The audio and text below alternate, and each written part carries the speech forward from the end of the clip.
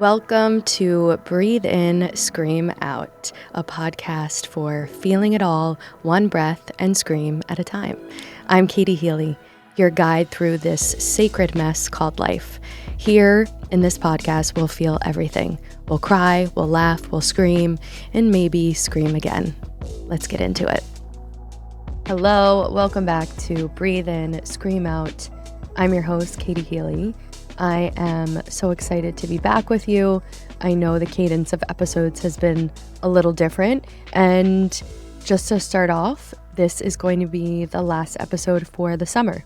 So I'm going to touch into Cancer season that we're currently in, Mercury retrograde, Jupiter moving into Leo, a little bit of Leo and Aquarius. And then we'll be back sometime in September.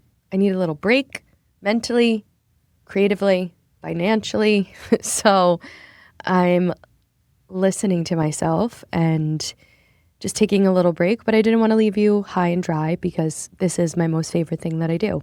And I wanted to share some of the important information and things that I find are going to be useful over these next few months, 2 months really.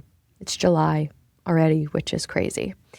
And just what we need to know for the summer to carry us through. And this start also of not just Jupiter moving into Leo, which just happened this week. This is the week of July 29th. And also eclipse season coming up and the nodes changing signs. If you don't know what that means, you don't need to. I will be explaining it all. But we'll start the way we always do. Before our scream, what am I screaming about?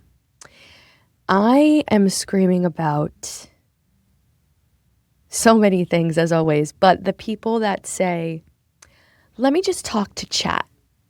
I was talking to chat. I was talking to Claude. I was talking to ChatGPT. I'm actually short-circuiting because it makes me crazy. Now, I recognize that maybe, even though I think I am a very mutable being, I'm open to change. Sometimes, I'm not necessarily here for the robots. You know what I mean? I'm not as down to clown as everybody else is. And I'm not saying I haven't used Claude or ChatGPT, but I've definitely, in the beginning, was using it a little for workshop names or descriptions, and I find that can still be helpful. So I'm not completely opposed to the robots before anyone comes for me. I'm not completely opposed to the robots. And I understand how they're streamlining things for people. Actually, I don't. But I saw this meme this week, or it was actually like a video, a reel, and it was everyone else. If you don't embrace AI, you're going to get left behind. I hate that sentiment. And it was a guy eating a peach, and it was like me being more than okay with being left behind, just laying in a field eating a peach. And I was like, you know what? Hell yeah, brother. Hell yeah. That's it. So, like everything, at least I can only speak to being American, and we live in extremes. And often I do too. I have a lot of I told them my big three on a date the other night, and he was like, those are the most intense signs. I was like, Sag, Gemini, Capricorn. I mean, I guess. I was like, I don't think they are, but the ones that are the most intense, I also have those in my birth chart. So I also live in extremes, but like, it's like, embrace or die. What's the New Hampshire motto? Like, live free or die. And we do that in such extremes. I'm doing a lot of weird voices already, so buckle up. But I'm screaming about the people that are using ChatGPT, Claude, any sort of AI robot as their therapist, as their confidant, as their main source of information or processing or connection. I'm screaming about the people in wellness that have the audacity to talk about saving the environment, and then also in the same vein are talking about how they use AI to streamline everything as their assistant, and just like all the water consumption that goes into that, like I'm kind of screaming about that.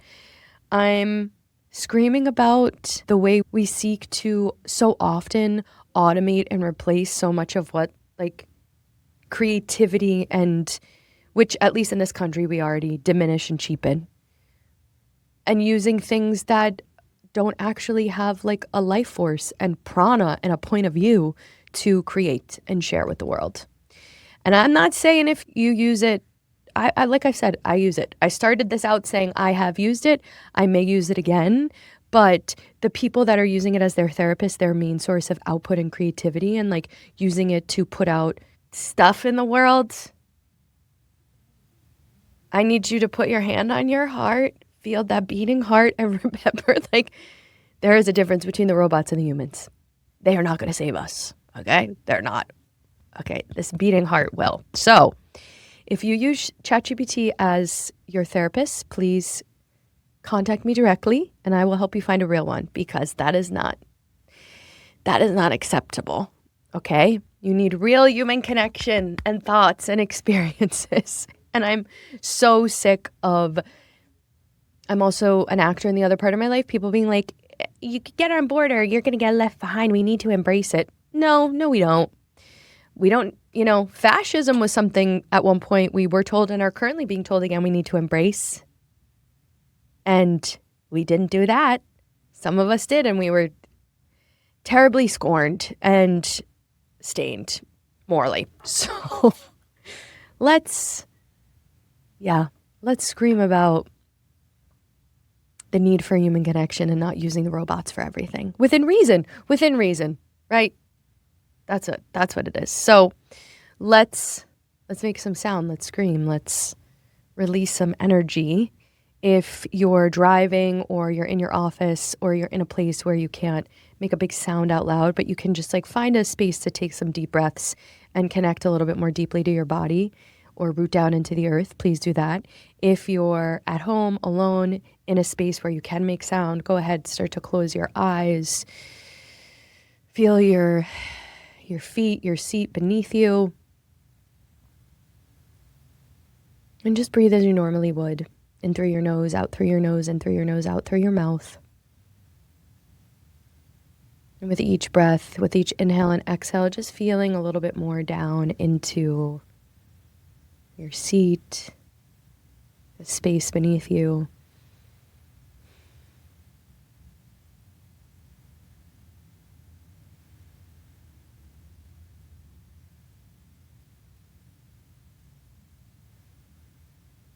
Just with each exhale, releasing a little bit deeper.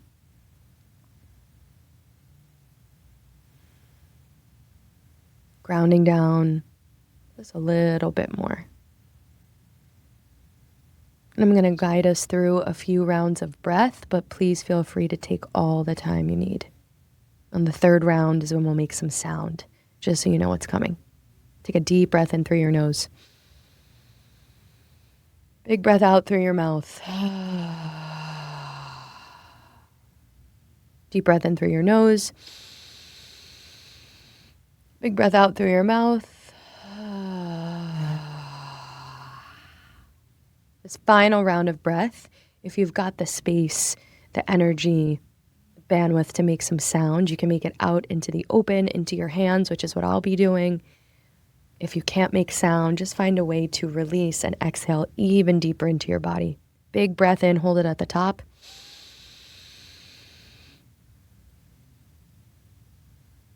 Make an audible sigh or sound.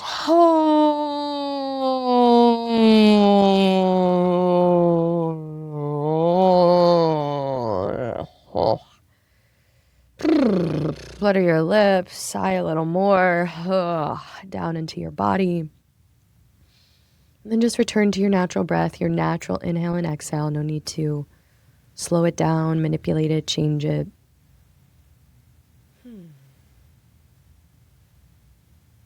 And bring your attention back to your seat, your feet.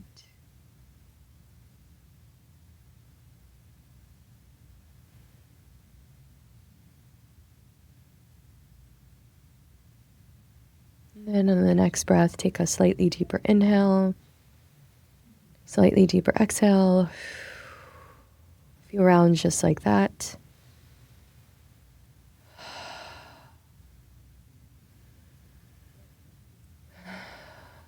Start to move Move the fingers, the feet a little bit. Wiggle your nose.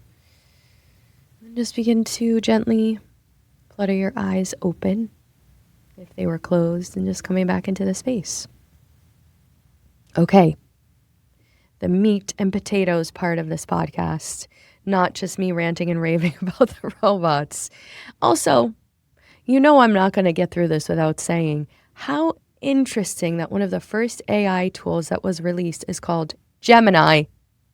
Huh?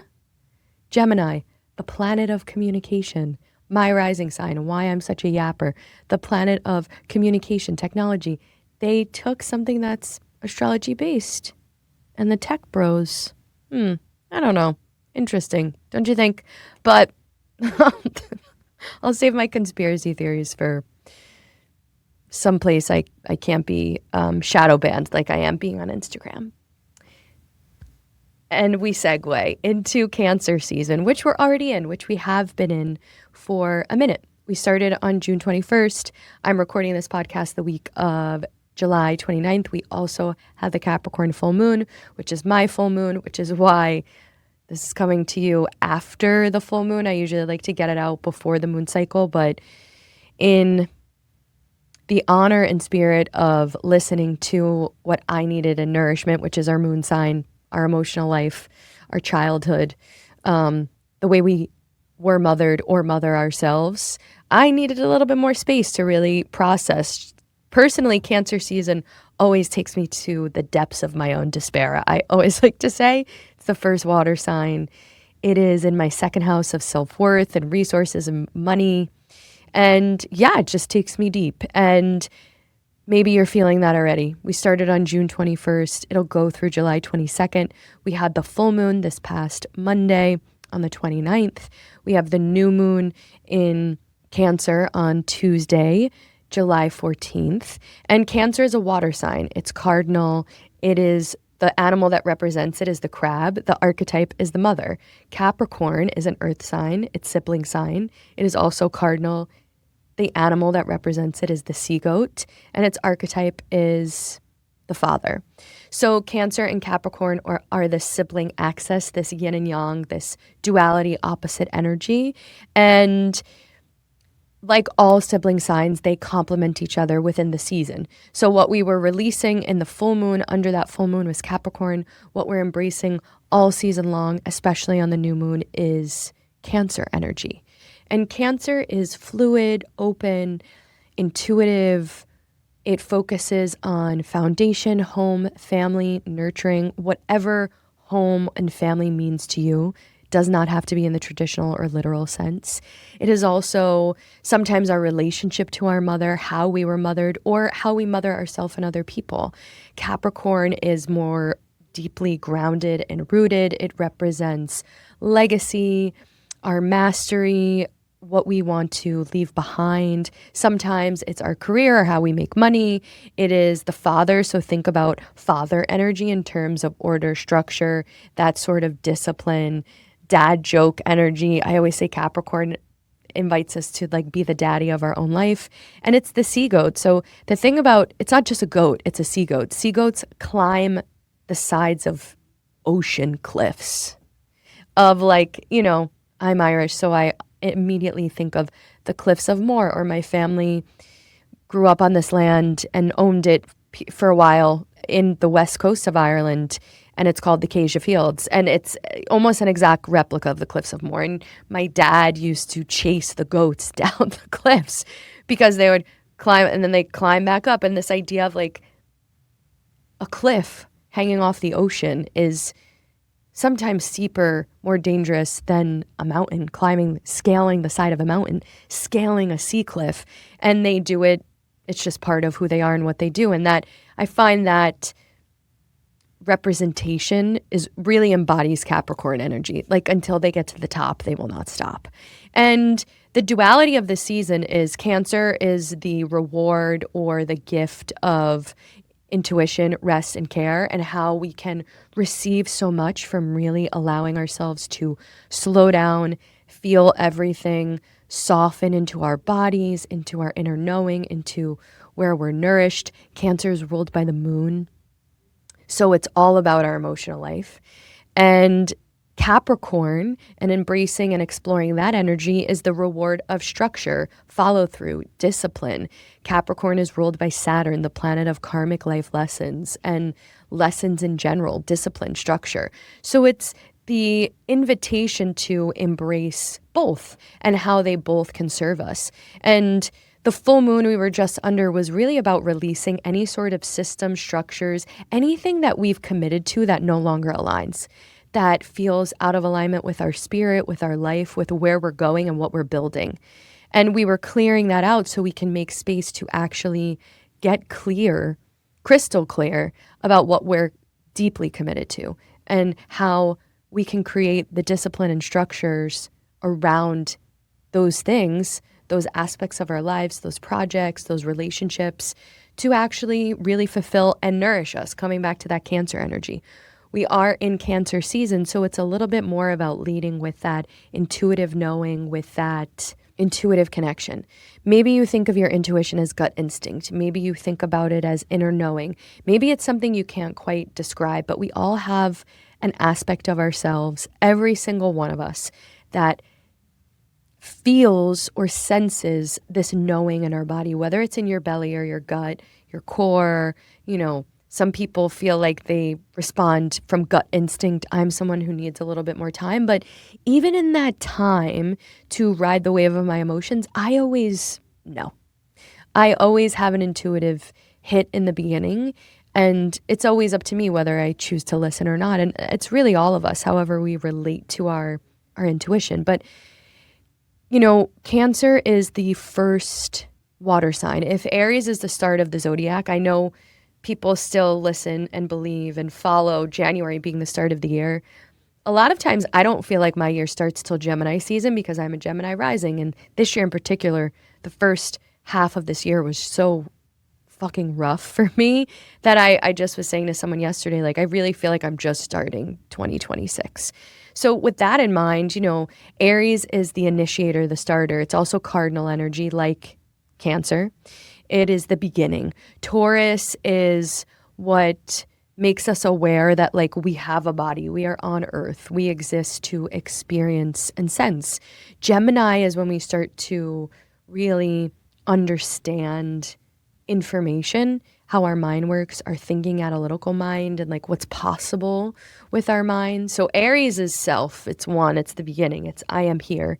Taurus is like I explore, I understand, I start to come in contact with my senses and the world around me. Gemini is the mind. I think, I know, I understand. And Cancer starts to allow us to actually really start to experience all of that below the surface in the body. Taurus does allow us to feel and sense and be in more like the surface level feeling of sensation and pleasure. And Cancer takes it deeper into the intuitive body, into the intuitive nature, into like a homecoming.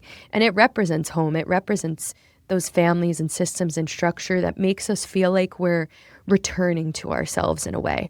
A lot of times, depending on where Cancer sits in your chart or how you relate to Cancer energy, it might feel like you really want to close off and be at home, and not close off in a way that separates you from other people, but not be outside so much, which is maybe a little counterintuitive depending on where you live in the world, that it is July and I live in the New York City area and the Knicks just won and all these incredible things are happening in New York and everybody's outside.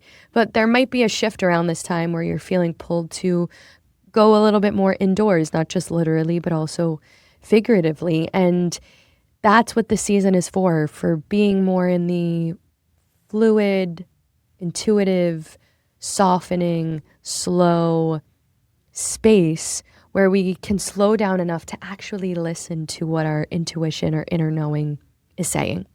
And what makes this season really spicier than normal, because Cancer season I don't normally say is spicy unless we're talking about the depth of feeling, but you may have seen a lot of astrologers leading up to 2026 talking about how everything was going to change in July.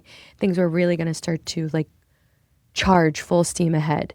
We have 3 planets moving retrograde also in this Cancer season. So Mercury retrograde, Neptune retrograde, Saturn retrograde. Mercury retrograde affects us more directly because Mercury is one of our inner planets. And depending on where you have Mercury, you might be directly affected by this. If you are Cancer Mercury, water Mercury, cardinal Mercury. I'm a Gemini rising. Mercury is my ruling planet. And again, Mercury retrograde is not a time for fear-mongering or living in scarcity or not taking action, but it is a time for, just like Cancer season, slowing down, adjusting our pace, dotting our I's, crossing our T's, double-checking our work, not jumping into contracts, agreements, conversations that need a little bit more care and thought and tenderness. Neptune rules our hopes and our dreams. I'm going to talk a little bit about that retrograde later, and Saturn retrograde. They're the outer retrograde. So Neptune retrograde, if Neptune is about the dream state, the subconscious, our hopes, our dreams, like something that sits outside of ourselves, a Neptune retrograde in Aries, no less, is like we're really clearing the space. We're clearing the haze. We're clearing anything that feels foggy or not clear.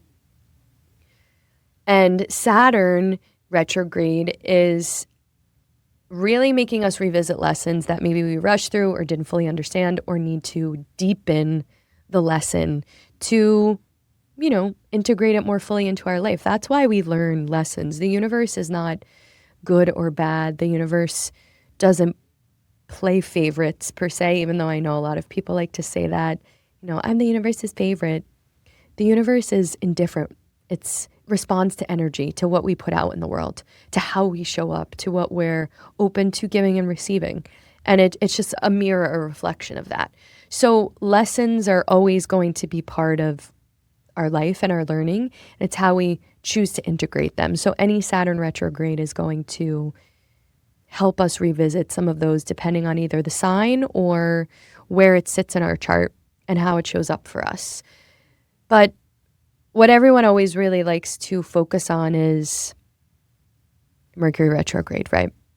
So if Mercury rules communication, travel, technology, the mind, this Mercury retrograde being in Cancer until about early July, but there's a shadow period, so it really won't wrap up till later in the month. But we'll be feeling it most the last week of June and the first 2 to 3 weeks of July. And if this was an invitation to do anything, this particular Mercury retrograde in Cancer, it's to really get in contact with the way we talk to ourselves, about ourselves, our relationship to our body as our home. Cancer, much like Leo, can rule the heart. It is the sign, as I've mentioned, of home, safety, foundation, family, literally and figuratively. So it is an invitation here, this Mercury retrograde, to really get in contact, similar to how we did in Gemini season, but less analytical, more feeling-based. The inner narrative we have about who we are and the feelings we carry in our deepest self. The story we tell ourselves, the stories we tell ourselves, the way we talk to ourselves, the way we allow life to be our mirror. And depending on where Cancer is in your chart, as I mentioned, I'm a Cancer second house. And my Chiron, my primal wound, is in Cancer. So for me, that's why Cancer season feels so deep and visceral. Not only is it my primal wound, but it's in my second house of self-worth. And the thing about Chiron in particular, just a little tidbit, we're never going to fully heal that part of ourselves. We're not meant to. It is our wound.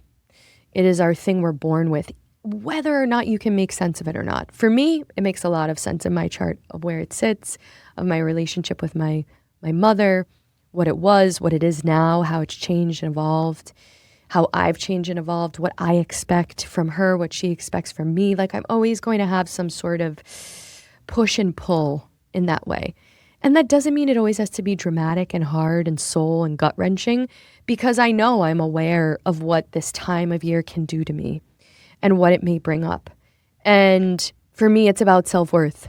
If it's in your ninth house, it might be about travel, philosophy, religion. If it's in your seventh house, it might be about relationships.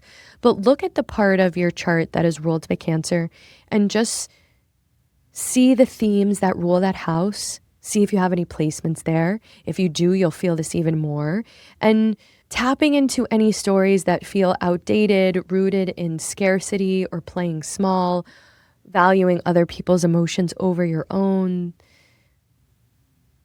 prioritizing other people's nourishment over your own, and using this period of time as an opportunity to rewrite that, revisit it, communicate to the world, Mercury, communicate out into the world, share out into the world this more evolved, more aware, more full version of how you want to show up in that energy.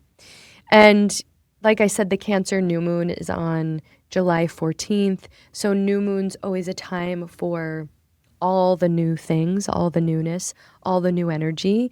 And this Cancer new moon is really a time to lead with the feeling everything, the intuitive, to let that deep-rooted sense of self be what we lead with, to be more open, intuitive, fluid, soft in our relationships with others, but really with our relationship to ourselves.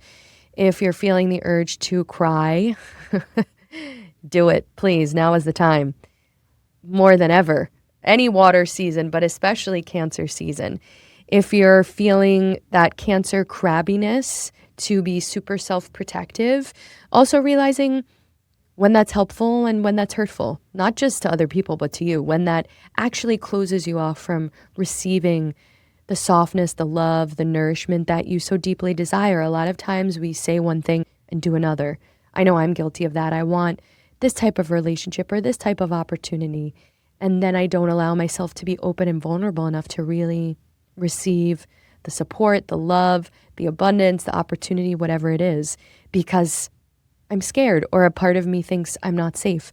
So under this Cancer new moon, how do we create the safety that we need to accept the love, the relationships, the money, the abundance, the job, the life that we so deeply, intuitively desire and want? And another big, there's so many things happening this month and this summer.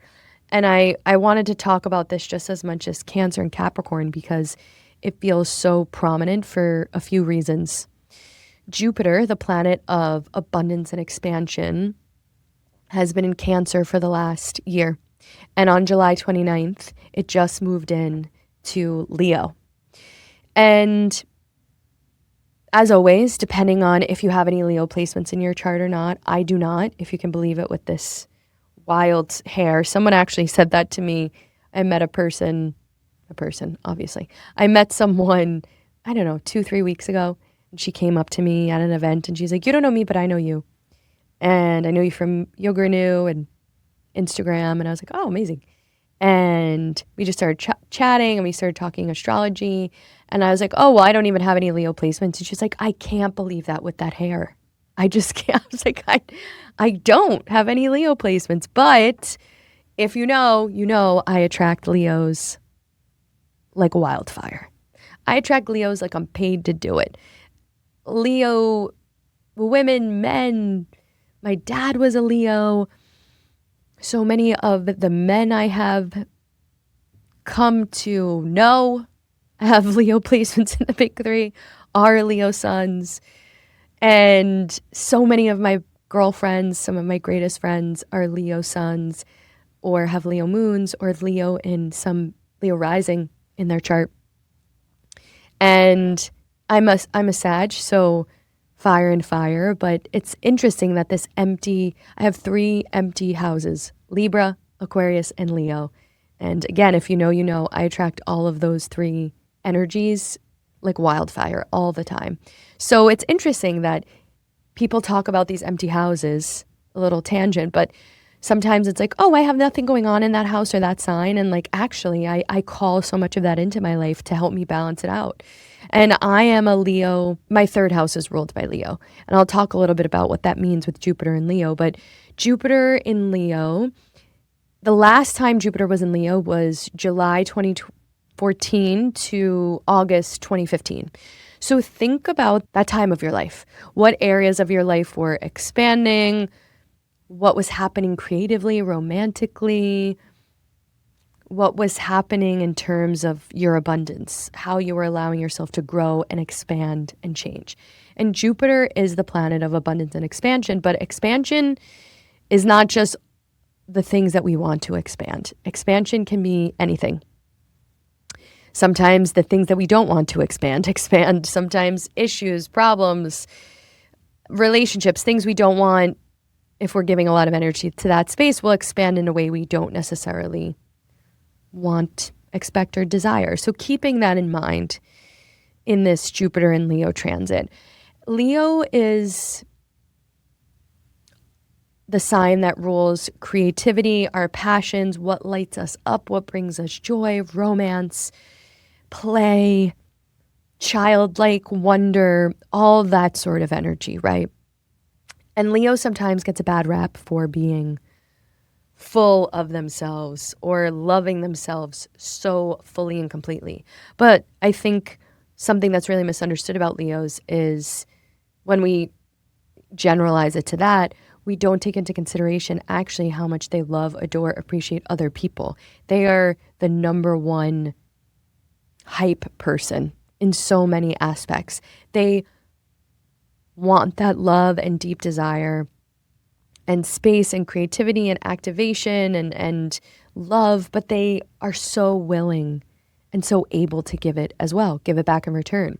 So Jupiter in Leo is really asking us to follow what makes us feel alive, what brings us joy, what lights us up, what makes us feel most like ourselves.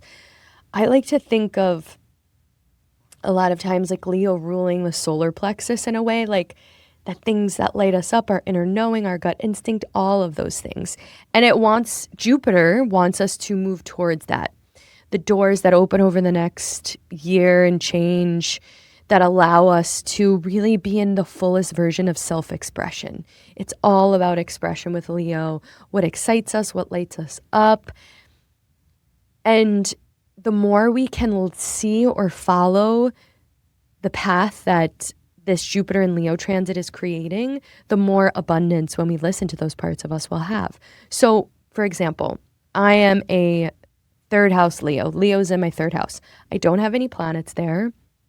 I don't have anything in Leo, like I said, but third house is communication, daily life, siblings, and everything I've been reading from my favorite astrologers is like, if you have Leo in the third house, it's time to write. It's time to use your voice in a way that you've never used your voice before, to platform it, to start a podcast, to share your gifts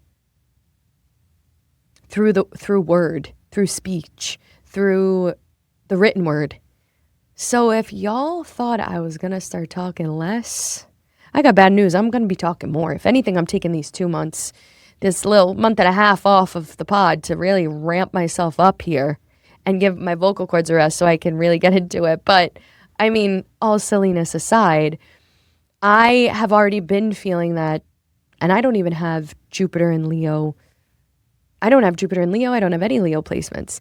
But the past few months, I've been feeling this call to write more and share more and move from Flowdesk to Substack, which I will be doing, and just sharing more instead of being so caught up in this trap that so many of us in these spaces where we feel like are oversaturated. What isn't oversaturated, if I'm being honest? But in these places where we feel like everyone's doing what we're doing. What do I have to say? Why is it interesting? Why do people care? What do I have to offer? Leo does not ask those questions. And if they do, they give it about 2 seconds of airtime in their brain and in their orbit, and then they drop out of it. They try, Leo in its most self-aware sense is fully disconnected, released from fear of judgment, criticism, fear of being too much, worried about what anyone else has to think about them. They are creating and expressing because it's what they feel so compelled and called to do. They are sharing their gifts with the world, not in an effort to attention seek, that's the darker shade or the unevolved shade of Leo, but because it's what makes them feel most alive. It's what that they know most naturally how to do. And what's really interesting about this transit in particular, not only do we have Jupiter in Leo, so whatever house in your chart is ruled by Leo, and if you have placements there, even more amazing, those parts of your life are up for abundance, expansion, review. Those planets, if you have planets there, are asking you to step into the fullness of your self-expression, your creativity, how you show up in romance and play, and how you allow yourself to almost go back to that version of yourself you were as a child, where you didn't feel the need to justify, explain, validate, where you just were able to create and imagine for the sake of creativity and imagination. And the twist here, or the little extra sprinkle of Leo Aquarius energy, is the nodes, the north and south node, are shifting. They've been in Pisces and Virgo, Pisces north node, Virgo south node, which is my placements. Feel like, whoo, let go or be dragged has been the theme of this last year for me. Surrender, surrender, surrender, which is Pisces north node energy. We are shifting. The nodes move backward in terms of how they move. So we're moving into Aquarius north node, Leo south node, and that's happening on July 26th. And it'll be there for about 18 months. And I've talked about the north and south node before, and I often in a reading like to start with that in a person's chart because I find it creates juxtaposition. It's also, the north node is where our soul wants to grow and evolve and change. If you believe in past lives, your south node is what you were in a past life. Your north node is what your soul wants to embrace and learn the opposite of. If you don't believe in past lives, your south node is what you're automatically good at. Your north node is what your soul wants to learn because we're here to grow, evolve, and change. So the south node is about letting go. The south node is about releasing. So many people in my family are Virgos, and my south node is Virgo, of what I'm meant to release and let go of. And collectively, you know, your south node might not be Leo, like mine is not Leo, but collectively, we're going to be in this energy of embracing Aquarius, the evolved version of Aquarius, and letting go of the unevolved version of Leo.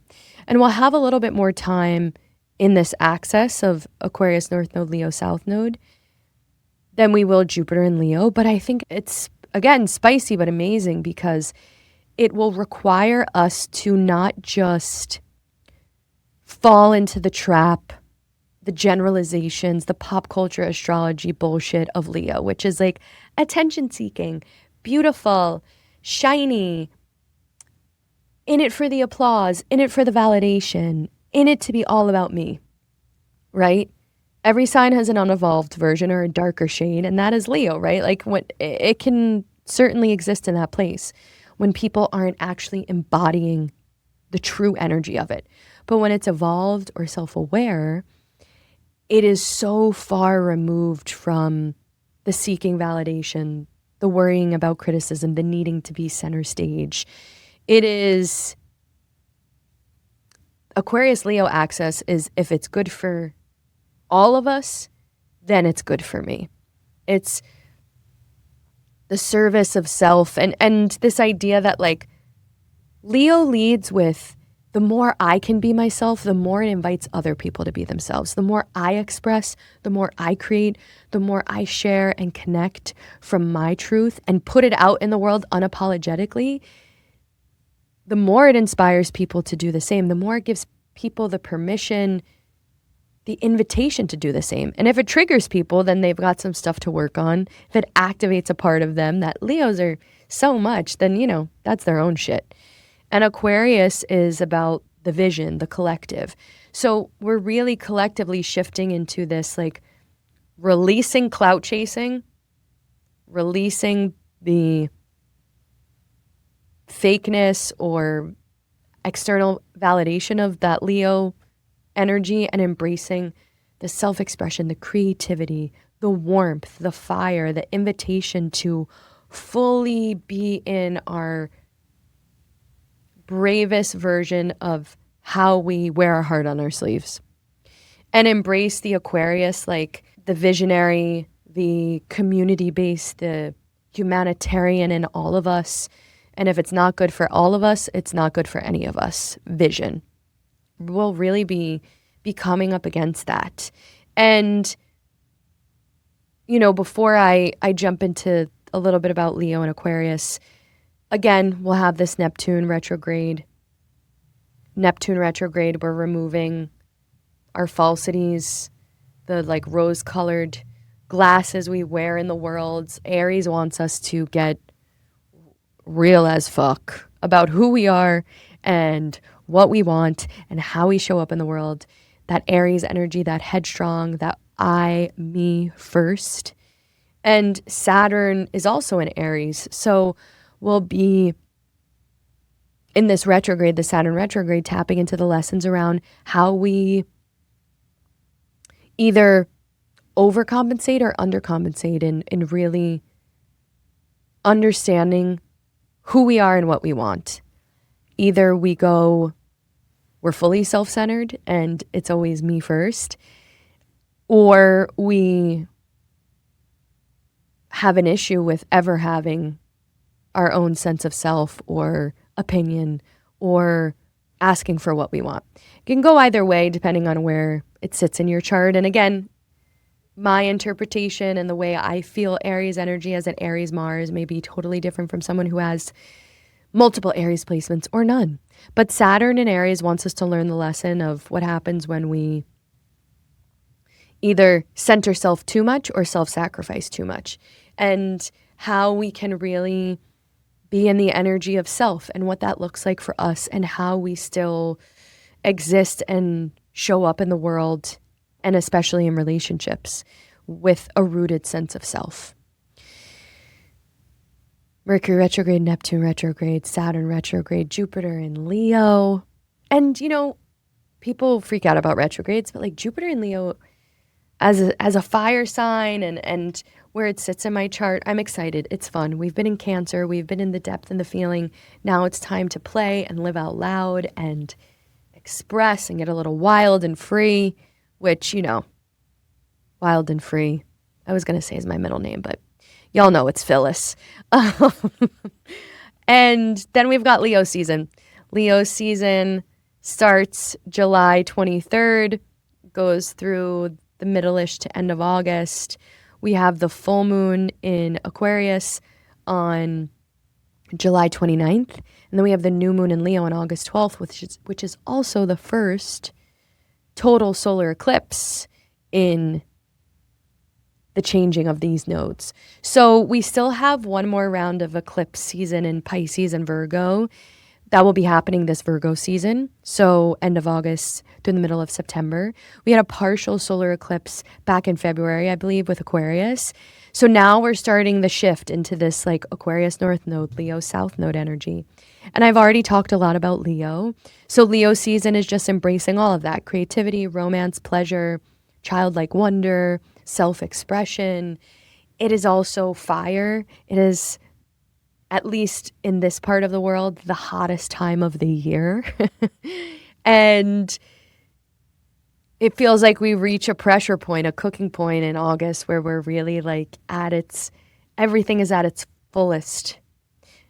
Leo's fixed. It's the lion. The planet that represents Leo is the sun. Aquarius is also fixed. It is the water bearer. That's why people think it's a water sign, but it's an air sign. And it's also ruled by Saturn, like Capricorn. So discipline, structure, life lessons. And again, this axis is collective versus self. And, you know, like I said, when Leo gets that bad rap around being self-centered or so full on themselves, of themselves, there's a meme I love. It's like people rag on me or people give me shit for being self-centered, who else am I supposed to center? And that is Leo energy. And then the Aquarius comes in to remind us that it's not just self, it's all of us together. And Leo knows that because, like I said, Leo, as much as they want to receive that love and validation and appreciation and be gassed up and lit up and given words of affirmation, they are the first to do the same. And if you're a Leo and you don't, it's something to look at. Think about all the ways you want it. You got to be willing to give it. And Aquarius reminds us of that. Like, if we want something, if there's something we deeply desire and if we feel like we're not getting it, the best way to do that or start to create the space to receive it is by giving what we want, is by sharing the words that we want to hear, is by showing up in the way that we want people to show up for us. It is the ultimate reminder of collective, of community, of humanitarian. Aquarius energy also, because of that Saturn ruled or that Saturn ruling, they are the first to be like, yep, this is exactly what I thought. It's not working out the way it needs to. Tear it down, rebuild it. We tear it down again. We keep rebuilding it. They're not afraid to call out what isn't working. Not in a way that's hypercritical if they are doing that, because like my brain is like, actually, again, the unevolved darker shade of Aquarius and Leo can be God complex, can be I know everything, you know nothing, can be super critical. But the evolved self-aware version of this access is like, especially the Aquarius, is giving the feedback, pointing out what's not working, not for the sake of being right, not for the sake of pointing out what's not working only, but to make it better, but to keep evolving, to keep growing, to keep making it more supportive for the collective and the group. So any Leo season, we're coming up against both of those energies. And for us, we'll have the next 18-ish months to really be exploring what it means to embrace the high vibrational energy of Aquarius, the collective, the community, the humanitarian, the holding each other accountable in a supportive, vision, future-focused way, and releasing the Leo clout-chasing, external validation. I might get dragged for this, but like, I keep thinking so much about as an actor and as someone who comes from that space, like all the bullshit that goes along with being a celebrity, all the bullshit that goes along with the pedestals we've placed these people on that don't deserve it. These I don't want to name names, but like these people that we've idolized and looked to that obsess about aesthetic and beauty and projecting an image of what they are instead of being who they truly are and expressing that to the world. So this next year and change, and with Jupiter and Leo, is just going to magnify all of that energy even more. So we are in the depths of feeling right now and getting really clear about what we're committed to, what our intuition is telling us and asking of us, how we want to feel in our life. So when we step into Leo season, step deeper into Jupiter and Leo, and then begin this change of the nodes in Aquarius and Leo, we can actually express, embody, create, live, breathe from this true space of Aquarius and Leo, the collective self-expression, creativity, visionary energy. Because so often people want to express and want to create, but I'm sure you've all seen something that has, or read something or listened to something that has just felt so true to who a person is, and you can't do that and share that with the world unless you have a deep connection to your feeling and understanding, a deep discipline, Capricorn, to who you are, and a deep commitment to your intuition, Cancer. And then you go out and you share it with the world, Leo, and you make it and you share it so that the world can be a better place, Aquarius. So it all ties back in my mind. Hopefully it does the same for you. Even though it'll fly by. I will miss sharing and giving these updates throughout the summer, but it also gives us a little break to do exactly what I said, to create the space to slow down and be in the feeling of our bodies, of our knowing, create the structures that we need so that we can fully express and live out in the world and connect and be together. I'll be back in September with some exciting guests, with some new information about the latter half of the year. If you have any thoughts, questions, gripes, likes, dislikes, if you feel very strongly about the robots and you want to explain to me why I'm being left behind, I will partially listen. I will listen. I will always listen, just the way you listen to this. And it's never lost on me that people take time out to listen to this, to listen to what I have to say. In my long-winded Sagittarius Mercury, I'm going to get you there journey. We're going to start at A, we're going to go to Z, we're going to go back to F, we're going to jump to W, and we're going to go everywhere in between. So I'm so grateful to you for listening, for tuning in, for giving me the space to share. Like I said, this Jupiter and Leo transit's in my 3rd house, so I'm going to have a lot more to say. And I hope you'll keep listening. I can't wait to breathe in and scream out with you again very soon. Enjoy your summer. We'll chat soon.